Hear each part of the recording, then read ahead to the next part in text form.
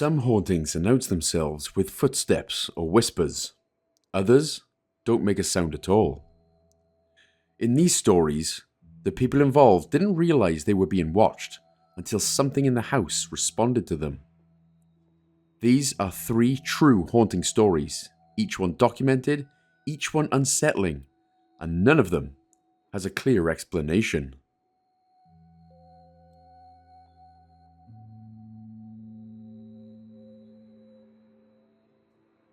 I have been hearing them my whole life, but now I felt them. Now, this story is true, but I used AI to help make it more understandable. Hello. I wanted to share this story because it was the last straw for me.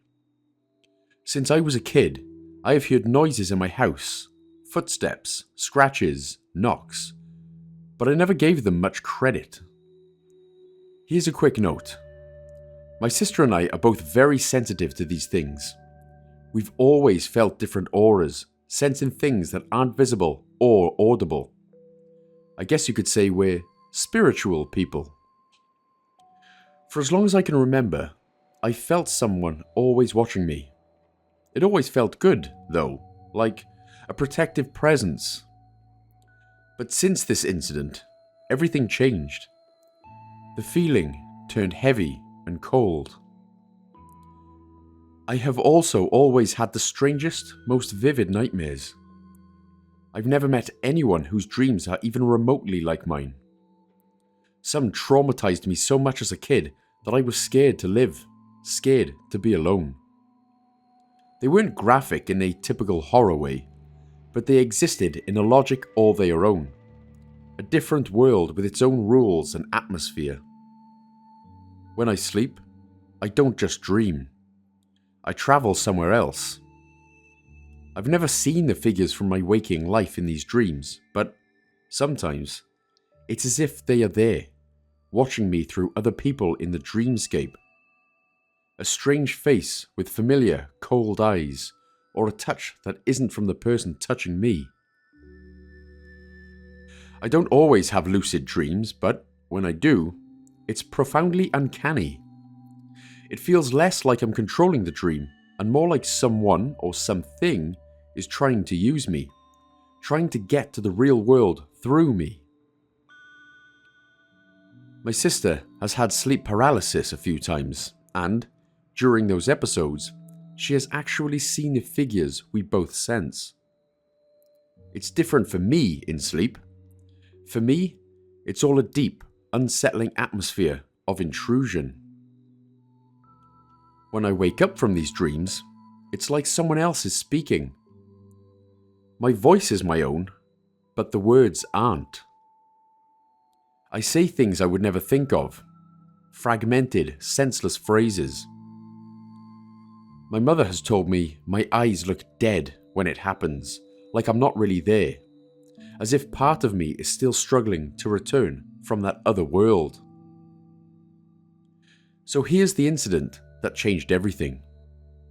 I was asleep when I suddenly woke up to the sound of a man's sigh. It was very weak, almost ghostly, like the last breath someone takes before they die. I got up to check if my parents were home, but I was alone. I even thought it might have been my dog, but he was all the way on the other side of the house, too far to hear. At the time, I didn't think much of it. The next day, an older male relative passed away. At first, I didn't connect the 2 events, but what happened later made me reconsider. A few weeks afterwards, I was listening to music at 3 in the morning, when suddenly one side of my body went completely cold. I started shivering, and then I felt the frantic breathing of an older woman, fast and hard, like someone fighting for their life. I didn't just hear it this time either. I felt it on my skin. This was the first time it had ever gotten physical. I was alone in my room, and even though I've dealt with paranormal things before, this terrified me to my core. The next morning, we found out my grandmother had been rushed to the hospital, seriously ill. That is when the fear really set in.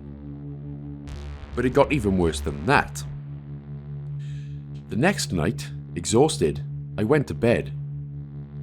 While I was sleeping, someone tried to pull me out of the bed by my shoulders. I turned around and saw no one. You'd think I would have panicked, but I was so tired, I just told it to piss off and fell back to sleep. I've heard things before, but ever since that night, the presence in my room has become overwhelming and sinister. I see shadows and hear noises more clearly than ever. Over time, I've started to understand that it's not just one thing. There are 3 distinct presences: a tall old man, a kind old woman, and another woman who feels purely evil. Recently, I finally talked to my sister about all of this. We weren't close growing up, so we'd never discussed it before. It turns out she's experienced the exact same things. She feels and sees the same 3 figures that I do. We have a theory that it might be connected to the town that we live in, but that's a whole other story. Now, when I come back to my parents' house and enter my old room, it's different. I don't just feel spiritually that something is wrong. I sometimes feel physically ill. A sudden heaviness, a chill that sits in my bones. That's the scary part now. It's no longer just a feeling. There are nights now where I can't even open my eyes because I feel someone staring at me, and it's too terrifying to look. An important note here as well. My sister and I have never done any rituals that could have caused this. We've never tried to talk to spirits, as I fear it could make things a whole lot worse. The only things we've ever done are cleansing our own spirits, drawing protective signs, and the occasional tarot reading. As for our parents, my mother believes me, but thinks it's stress or exhaustion, while my father doesn't believe it at all, even though he's heard the scratches and footsteps himself. I think he just tries to gaslight himself to avoid believing it.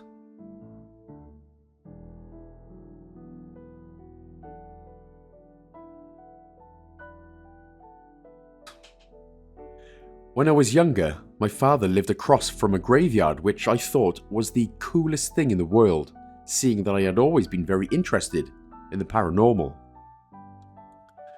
There was a very large empty field of weeds and dry grass that went up to our knees in between our road and the graveyard, which almost made it even more eerie. The second we got to the house, I was upset that my sister and I had to sleep in the basement alone. There were 13 red stairs into the basement, but our dad laughed at my concern.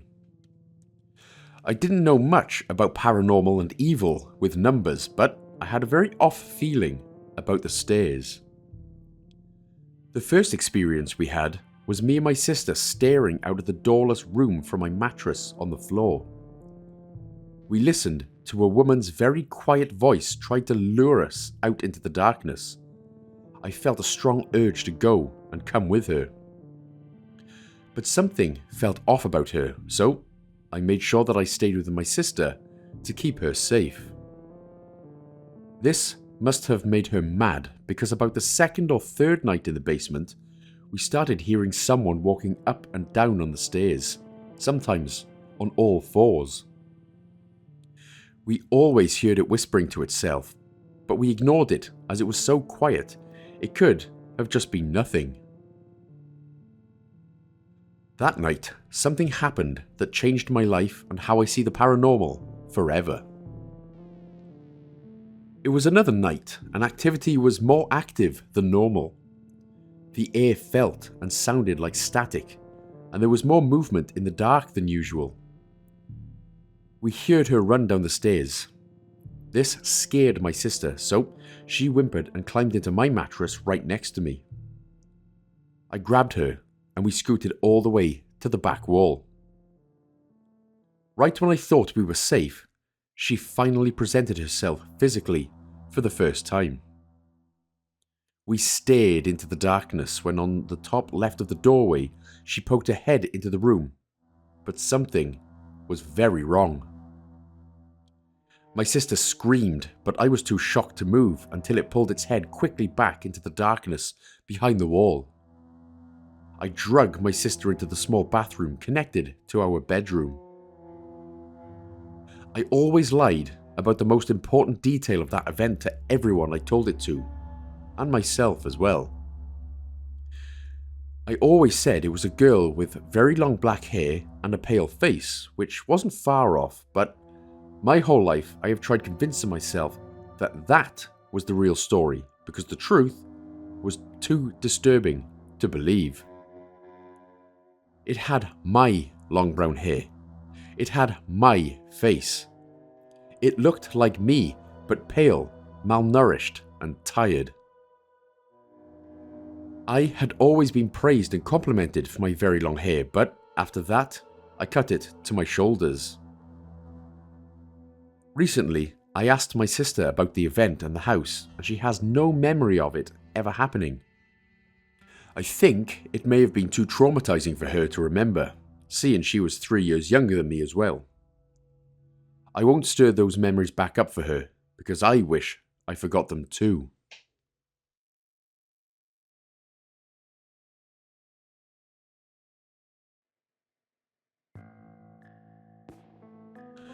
For some background information, I live in the eastern part of Kentucky in a decently sized town nestled right in the middle of the mountains.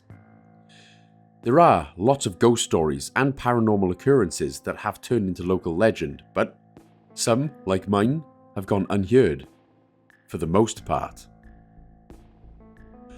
My paternal side of the family lives in a very rural, backroad type of area, miles away from town. I always say, think of the horror film Wrong Turn, and that's basically what it is. Lots of old cabins and trailers, and even some abandoned buildings here and there. My father was one of 3 brothers, the last one standing after his older brother died of a massive heart attack 2 years ago, and now the other one, whose story I'm telling, died of cancer in 2017. The third one had been very distant from the family. He lived in a larger city in the county over, and before that had moved around a lot. But sometime in 2016, he had decided to move back to our area with his new wife and young daughter after he was diagnosed with an aggressive form of cancer. I remember one evening he called my dad and told him he found a place to live not too far away from the rest of the family and had to come over and see him. He didn't have much in terms of furniture or other items, so we loaded up some things with the help of our neighbours and set out to his new home. We were driving for at least an hour and a half until we finally found the place it was. It was a cold cabin with a tin roof nestled on top of this large hill with an extremely steep and treacherous gravel road that led all the way to the top. We had to drive slow because there was a sheer drop-off on both sides of the road. When we finally got to the top of the hill, I could see where we were. The cabin itself sat in the middle of the woods with a large rock cliff in the backyard and a very dense woods surrounding the whole place. It felt eerie. I got out and walked around the driveway. I went around in a circle and right back out the way we came, and there was a very old, unkempt garden in the middle of it, with dead bushes and flowers and overgrown weeds, etc. But one thing I noticed almost immediately was a flat grave marker. It was a stillborn infant that died during childbirth sometime, I believe, in the 80s or 90s. It had the name of the family engraved as well, but what was so strange about it all was why they left it there instead of taking it with them, or have it buried in a cemetery nearby. I asked my uncle about it, and he said it was part of the property and that the family decided to just leave it there when they moved out of the house. Apparently, there was someone else that lived there before him, but they appeared to have left in a big hurry. There were bed frames left in the rooms, clothes piled up in large stacks in one room, and toys piled into the closet. Apparently, it was a child's room.